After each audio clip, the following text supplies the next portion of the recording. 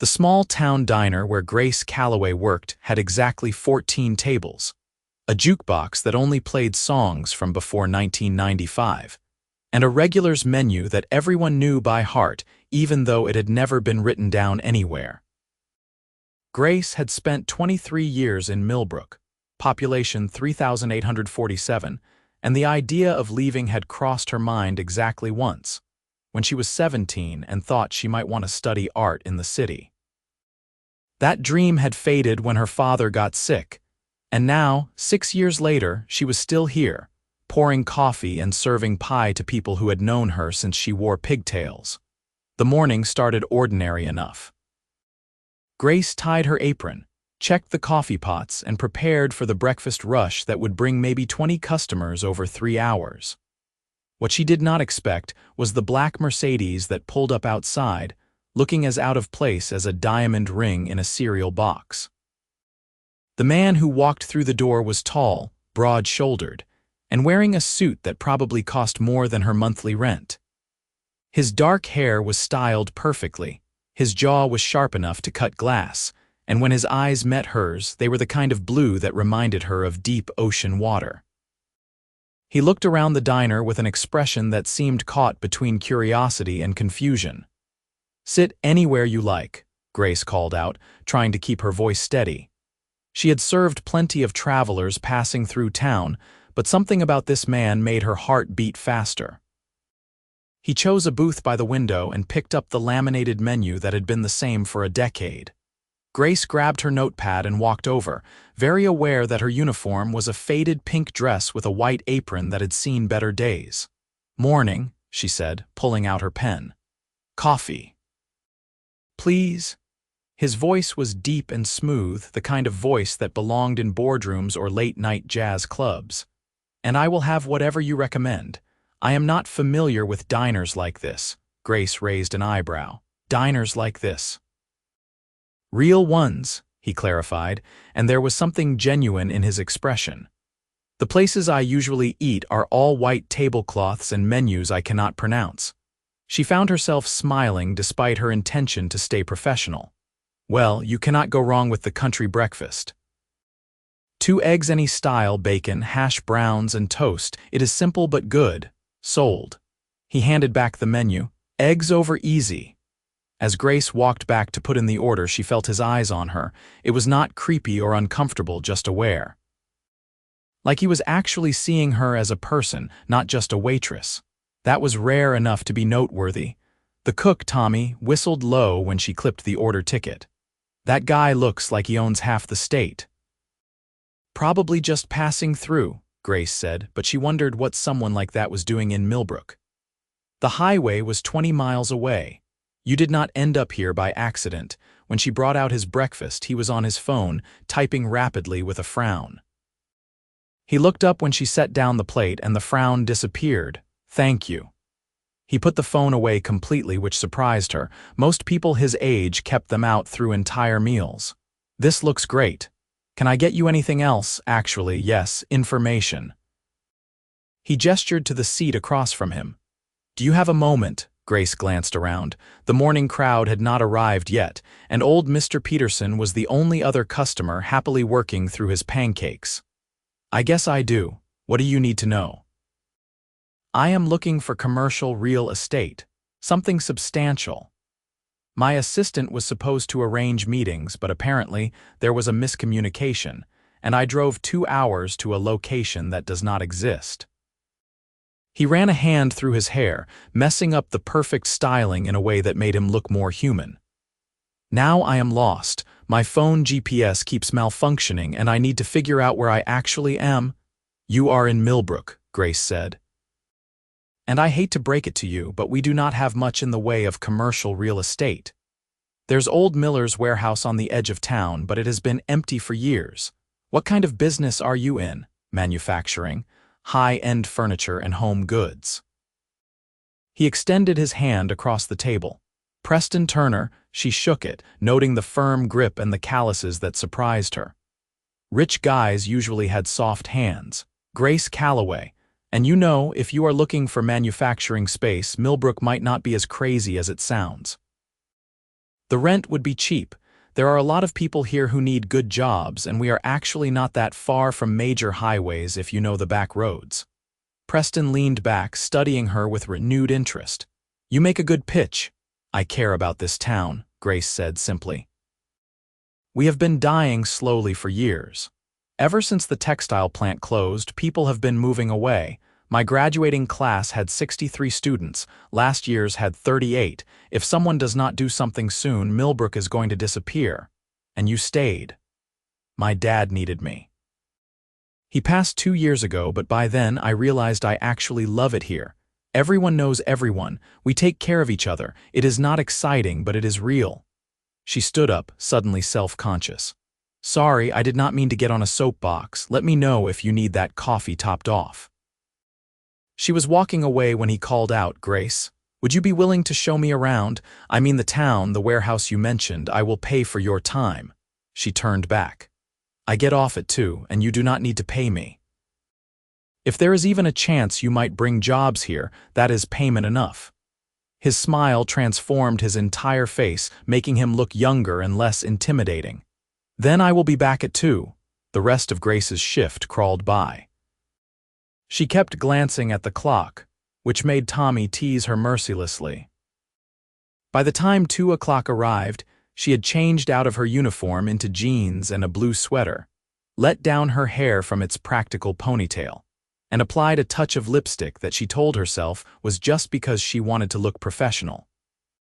Preston was waiting in his Mercedes, and when she climbed into the passenger seat, she was struck by how much the car probably cost. The leather was butter soft, and the dashboard looked like something from a spaceship. Nice ride, she said. It is a car. He said it dismissively, like it meant nothing. Where to first? Grace directed him through town, pointing out the school, the library, the post office. She showed him where the old textile plant stood, windows broken and covered in graffiti. Then they drove to Miller's warehouse, a sprawling brick building that had good bones despite years of neglect. Preston got out and walked the perimeter, his businessman persona clicking into place. He took photos, made notes on his phone, asked questions about utilities and zoning. Grace followed, answering what she could and admitting when she did not know. The building is solid, he said finally. It would need significant renovation, but the space is right. The question is workforce. Come with me, Grace said impulsively. There is something else you should see. She directed him to the community center, a small building that served as the heart of Millbrook's social life. Inside, a dozen women were quilting, their hands moving with practiced precision over intricate patterns. Grace knew most of them. Mrs. Henderson had taught her in Sunday school. Maria Lopez had been her father's nurse. Young Sarah Mitchell, only 19, was already creating designs that could have hung in galleries. These women are artists, Grace said quietly as they watched from the doorway. And there are men in this town who can build anything, fix anything. We have talent here, Preston. We just need opportunity. He was quiet for a long moment watching the quilters work. Then he turned to her with an expression she could not quite read. You really love this place. I do. Even though you probably could have left, done something else. Grace met his eyes. I could ask you the same thing. You have enough money to retire, I am guessing. Why do you still work? Because I like building things, he admitted. I like taking an idea and making it real.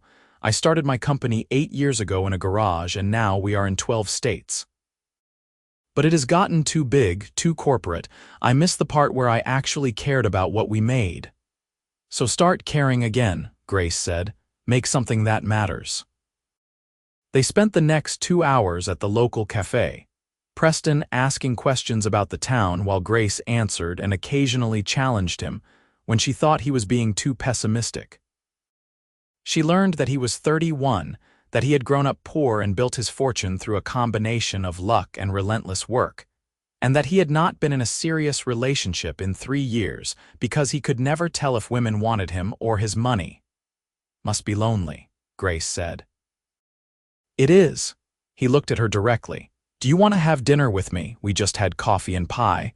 I mean a real dinner. Tomorrow night, there has to be a restaurant around here. There's Giuseppe's. It is Italian, family-owned, and the food is incredible. Then Giuseppe's it is. Preston smiled. 7 o'clock. Grace knew she should probably say no. This man was from a different world, would be gone as soon as he finished his business, and getting involved would only lead to heartbreak, but she found herself nodding anyway. 7 o'clock. The next day dragged even worse than the previous one. Grace changed outfits 3 times before settling on a green dress that brought out her eyes and made her feel confident without trying too hard. When Preston picked her up from her small apartment above the hardware store, his expression made her feel beautiful. Giuseppe's was busy, but they got a corner table with candles and checkered tablecloths. The owner, Giuseppe himself, came out to greet them, his Italian accent still thick despite 40 years in America. "Grace, Bella, and who is this handsome man?" "This is Preston. Preston, this is Giuseppe. He makes the best lasagna you will ever taste." They ordered, and as they waited for food, conversation flowed easily. Preston talked about growing up in a rough neighborhood, about his single mother working 3 jobs, about the teacher who had seen potential in him and helped him get a scholarship. Grace shared stories about her father, about learning to paint from YouTube videos, about the time she accidentally set the diner's kitchen on fire trying to make creme brulee. "You paint?" Preston leaned forward, interested. "Not well, just for fun." Grace felt her cheeks warm. "Landscapes mostly." "The creek behind town, the mountains in fall, small things. I would like to see them sometime." The food arrived, and it was as good as Grace had promised. They talked and ate and laughed, and Grace could not remember the last time she had enjoyed herself this much. Preston was funny when he relaxed, with a dry sense of humor that caught her off guard. He listened when she talked, really listened, and asked follow-up questions that showed he cared about her answers. After dinner, they walked through downtown, past the closed shops and dim streetlights. The night was cool, and when Grace shivered, Preston took off his jacket and draped it around her shoulders without being asked. "I have been thinking about the warehouse," he said. "About what you said, making something that matters. What if we did not make generic furniture?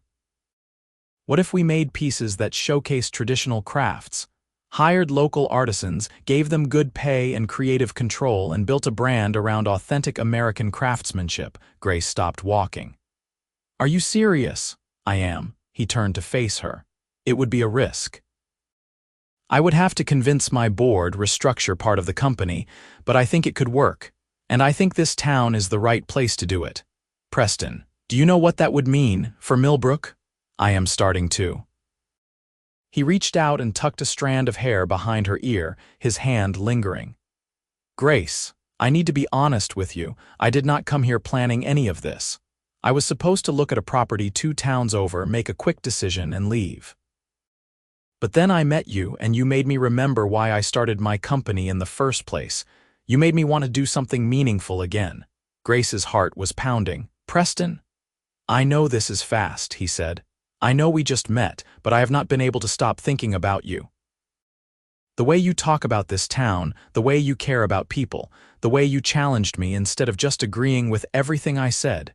You are real, Grace, and I have been surrounded by fake for so long that I forgot what real felt like."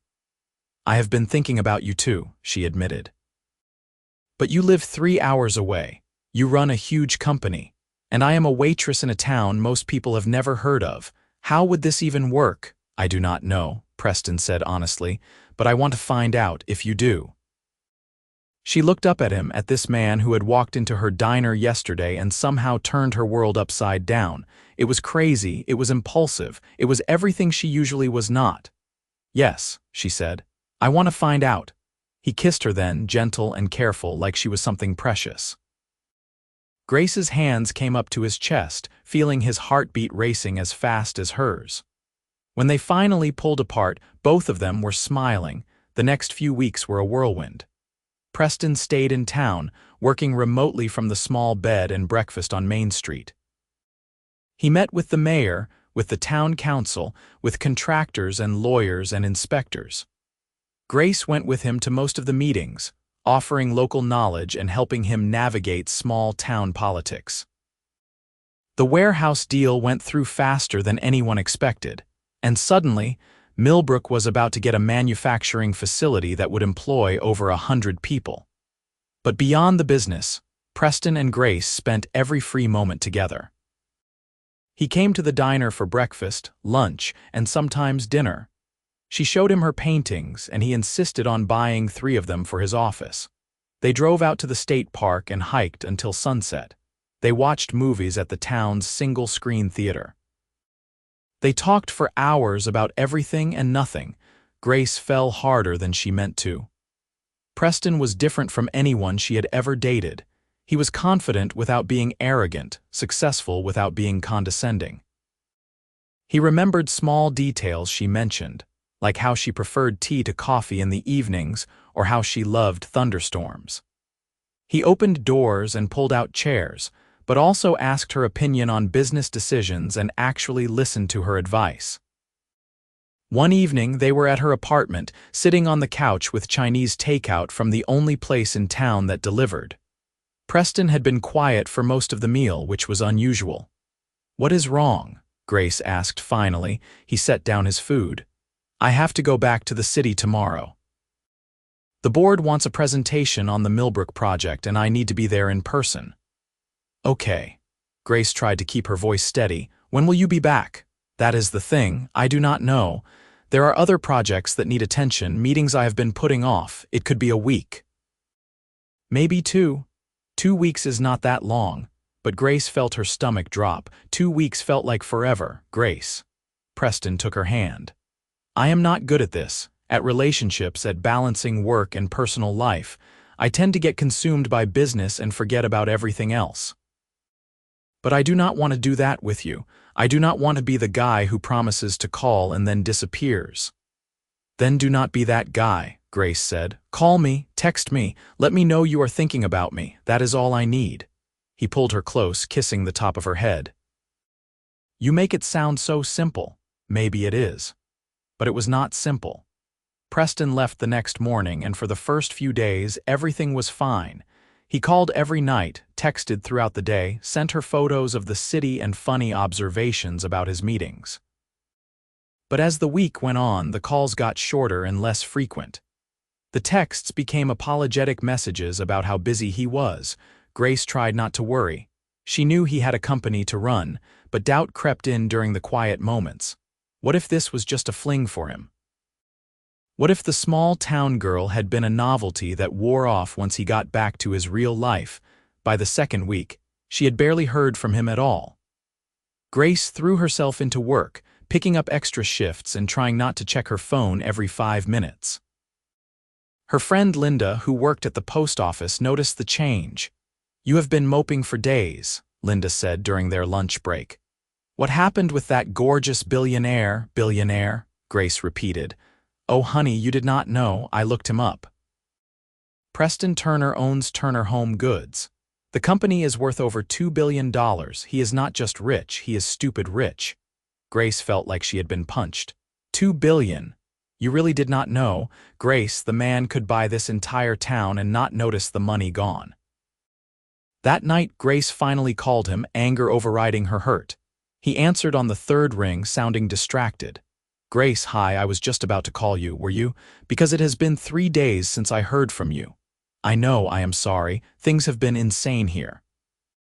The board is fighting me on the Millbrook project, and I have been in meetings 14 hours a day trying to convince them. You could have texted, could have sent a message letting me know you were still alive." Grace took a breath.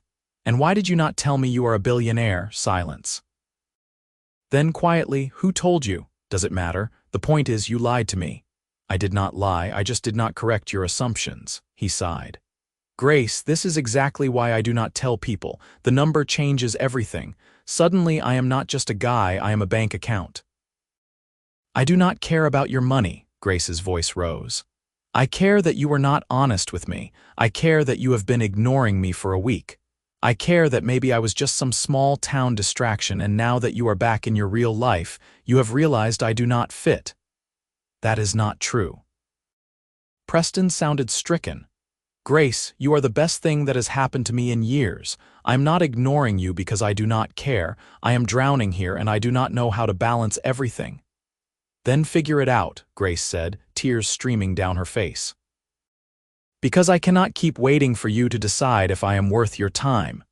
She hung up before he could respond. Then she turned off her phone and cried herself to sleep. 2 days passed in misery. Grace went through the motions at work, smiled when she was supposed to, and ignored the pitying looks from people who had clearly heard about her fight with Preston. Small towns had no secrets. On the 3rd day, she was wiping down tables after the lunch rush when the bell above the door chimed. She looked up and froze. Preston stood there, looking exhausted and rumpled in a way she had never seen. His suit was wrinkled, his hair was a mess, and he had dark circles under his eyes. I drove straight through, he said. 3 hours, I need to say this before I lose my nerve. Grace set down her rag, her heart hammering. Say what? You were right. I am terrible at balancing my life. I get so focused on work that I forget everything else. And I did not tell you about the money because I wanted you to see me, not my bank account. But that was wrong. I should have been honest from the start. He crossed the diner to stand in front of her. Grace, I am in love with you. I think I have been since the moment you told me to make something that matters. And I do not want to lose you because I am an idiot who does not know how to make time for the people I care about. Preston, Grace's voice shook. I told the board that the Millbrook project is happening with or without their approval. I will fund it myself if I have to. And I am restructuring the company so I can work remotely 3 weeks out of every month.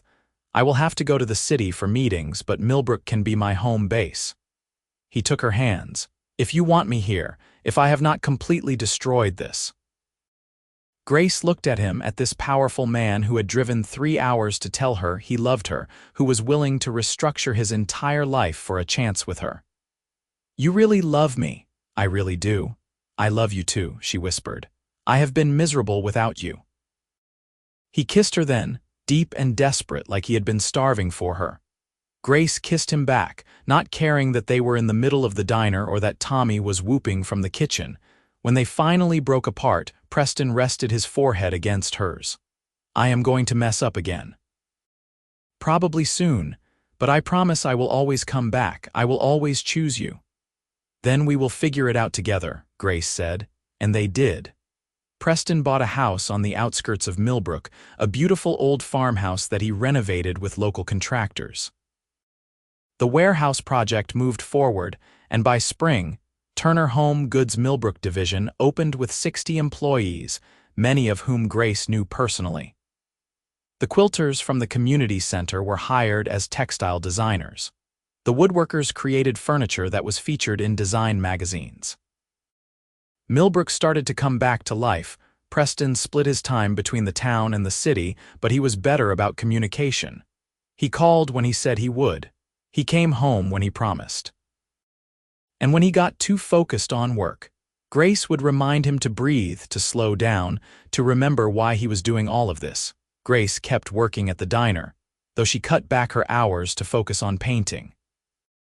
Preston encouraged her, setting up a studio in the spare room of the farmhouse and insisting that her work was good enough to sell. She started with the local craft fair and was shocked when every piece sold within an hour. A year after they met, Preston took her back to Giuseppe's for dinner. They sat at the same corner table and Giuseppe brought out a special dish he had made just for them. You two are good together, the old man said. I can always tell. After he left, Preston reached across the table and took Grace's hand. Do you remember what we talked about here? That first real date. You told me about your idea for the company, Grace said. About making something that matters. You changed my life that night. Actually, you changed it the morning you walked over to my table in your pink uniform and recommended the country breakfast. He smiled. Grace Calloway, I have spent a year trying to figure out how to deserve you, and I have realized I probably never will. But I love you more than I thought it was possible to love someone, and I want to spend the rest of my life trying to make you as happy as you make me. He pulled out a small velvet box and opened it to reveal a ring with a simple diamond that caught the candlelight. Will you marry me? Grace could barely see through her tears. Yes, God, yes. The restaurant erupted in applause. Giuseppe was crying. Half the town had apparently been hiding in the back, waiting for this moment. Grace laughed through her tears as Preston slipped the ring on her finger and kissed her. They were married 6 months later in a ceremony at the community center, surrounded by everyone they loved. Grace wore her grandmother's wedding dress, altered to fit. Preston wore a suit but no tie, finally comfortable being himself. The reception was potluck, with dishes from every family in town, and they danced under string lights while a local band played. On their honeymoon, a simple week in a cabin by a lake, Preston brought up something he had been thinking about. What if we started a foundation, used some of the company's profits to help other small towns like Millbrook? We could provide grants, business support, connections. Grace looked at her husband, this man who had started as a stranger in a diner and become her whole world. You know what I love about you? You never stop wanting to make things better. I learned that from you, he said, pulling her close. 2 years into their marriage, Grace found out she was pregnant. Preston cried when she told him, happy tears that he did not bother to hide. They converted one of the farmhouse bedrooms into a nursery, painting it soft yellow and filling it with furniture made by the Millbrook craftsmen. Their daughter, Hope, was born on a sunny October morning with her father's blue eyes and her mother's determination. The entire town celebrated her arrival, bringing meals and gifts and more love than one small baby could possibly need. 5 years after Preston first walked into that diner, he and Grace stood on the porch of their farmhouse, watching Hope play in the yard with their dog, a golden retriever named Biscuit. The sun was setting over the mountains, painting everything in shades of gold and amber. Do you ever regret it? Grace asked. Leaving the city life, you could have had anything. Preston pulled her closer. I have everything. A job I love, a town I believe in, a daughter who makes every day better, and a wife who reminds me what really matters. How could I regret any of that? We did pretty good, did not we? Grace smiled. We did better than good. Preston kissed her temple. We made something that matters. Inside the house, Hope called for them, wanting to show them a drawing she had made. Grace and Preston went in together, hand in hand, ready for dinner and bedtime stories and all the ordinary moments that made up an extraordinary life. The diner where they met still stood downtown, still serving coffee and pie to people who knew each other's names.